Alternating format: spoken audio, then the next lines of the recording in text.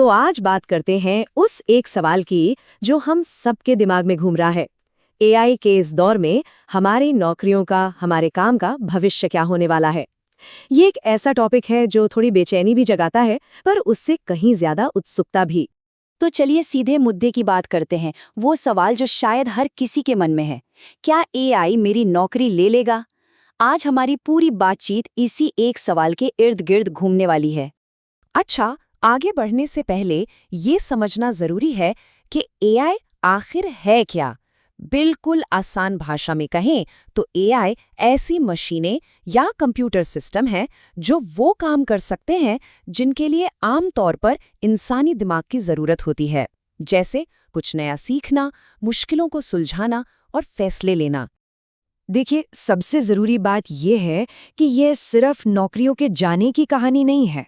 असल में ये एक बहुत गहरे बदलाव की कहानी है।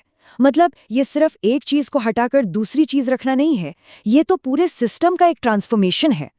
तो आज हम इस पूरे बदलाव को 4 हिस्सों में समझने की कोशिश करेंगे। सबसे पहले काम पर एआई का असर क्या होगा, फिर बात करेंगे उन नौकरियों की जिन्हें एआई ऑटोमेट करेगा। उसके बाद हम समझेंगे कि वो कौन सी भूमिकाएं हैं जहां इंसानों की जरूरत हमेशा रहेगी, और आखिर में इस नए एआई युग में हम खुद को तैयार कैसे कर सकते हैं। चलिए तो शुरू करते हैं हमारे पहले पड़ाव से, काम पर एआई का असर। और यकीन मानिए, ये जितना ऊपर से दिखता है उससे कहीं ज्यादा गहरा और दिलचस्प है। ये एक लाइन ना पूरी कहानी बयां कर देती है।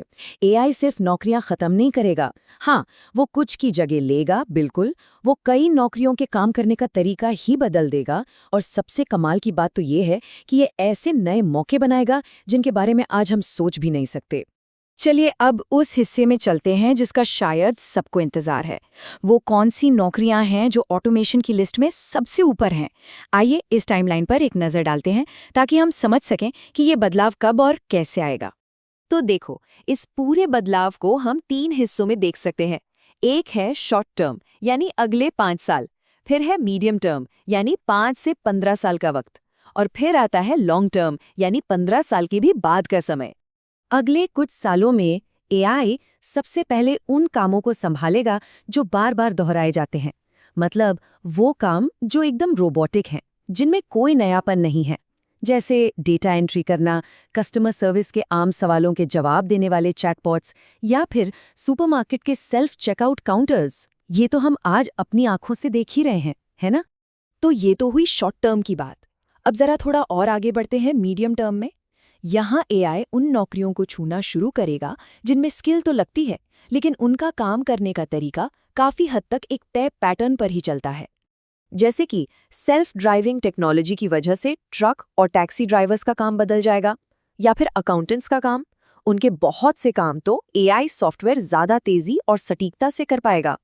यहाँ तक कि कानून और मेडिकल फील्ड्स में भी पैरालीगल रिसर्च या शुरुआती रेडियोलॉजी रिपोर्ट जैसे काम ऑटोमेट हो सकते हैं। और ये स्लाइड मुझे लगता है बहुत अच्छे से समझाती है कि कैसे नौकरियां खत्म नहीं होंगी, बल्कि उनका रूप बदल जाएगा। ट्रक ड्राइविंग का ही उदाहरण लीजिए। पहले क्या था? ड्राइवर का काम था गाड़ी चलाना, नेविगेशन देखना, सेफ्टी का ध्यान रखना। भविष्य में गाड़ी खुद चलेगी और इंसान का काम होगा एक कंट्रोल रूम से कई ट्रकों के एक पूरे फ्लीट को मैनेज करना, और अगर कोई मुश्किल आती है तो उसे संभालना। और अगर हम बहुत लंबी अवधि की बात करें तो एआई बेहद मुश्किल भूमिकाओं में इंसान की जगह नहीं लेगा, बल्कि वो एक बेहद ताकतवर असिस्टेंट या यूं कहिए एक को पायलट की तरह काम करेगा। मतलब स्टीयरिंग व्हील तो इंसान के ही हाथ में रहेगा। तो ठीक है, ये तो हुई ऑटोमेशन की बात, और हाँ, इससे थोड़ी चिंता हो सकती है। लेकिन अब आते हैं कहानी के दूसरे और शायद ज्यादा जरूरी पहलू पर, वो भूमिकाएं जहां हम इंसान हमेशा चमकते रहेंगे। मशीन और इंसान की ताकत की ये जो तुलना है ना, ये बड़ी दिलचस्प है। मशीनें तेज हैं, वो एक ही काम को लाखों बार बिना थके कर सकती हैं, और डेटा एनालिसिस में उनका कोई जवाब नहीं। लेकिन हम इंसान, हम सहानुभूति, रचनात्मकता, सही गलत की समझ और लीक से हटकर सोचने में बेजोड़ हैं, और यही हमारी असली सुपर पावर है।